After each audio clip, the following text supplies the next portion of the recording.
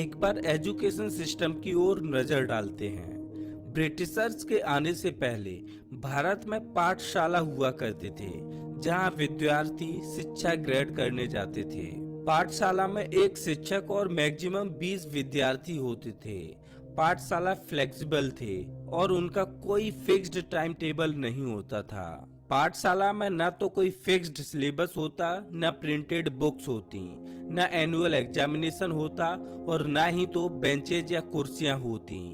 यहाँ तक कि जो क्लासेज होती थीं, वो भवन में भी नहीं होती थी। शिक्षक पेड़ के नीचे बैठकर मैदानों में पढ़ाया करते थे और कई बार तो मंदिरों या किसी छोटी दुकान में भी क्लासेज ली जाती थीं। जैसा कि मैंने आपको पहले ही बताया कि यहाँ कोई फिक्स्ड टाइम टेबल नहीं होता था, इसीलिए फसलों की कटाई के दौरान बच्चे अपने माता पिता की सहायता करने चले जाते और इस दौरान क्लासेस नहीं होती थी।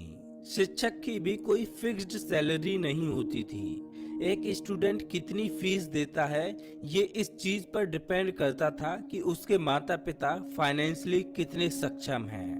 गुरु डिसाइड करते कि विद्यार्थियों को क्या पढ़ाना है और क्योंकि प्रिंटेड बुक्स नहीं थी, इसीलिए वर्बली बोलकर शिक्षक पढ़ाया करते थे। विद्यार्थियों को नेचर के करीब रखा जाता और इससे रिलेटेड ही शिक्षाएं दी जाती थीं। विज्ञान, गणित व फिलॉसफी जैसे सब्जेक्ट्स बच्चों को पढ़ाए जाते, साथ ही नैतिक शिक्षा भी दी जाती थी। विलियम एडम, जो एक स्कॉटिश मिशनरी थे, उन्होंने बंगाल और बिहार को विजिट किया और एक रिपोर्ट पेश करते हुए बताया कि उस समय तक बंगाल और बिहार में लगभग 1 लाख पाठशाला थे।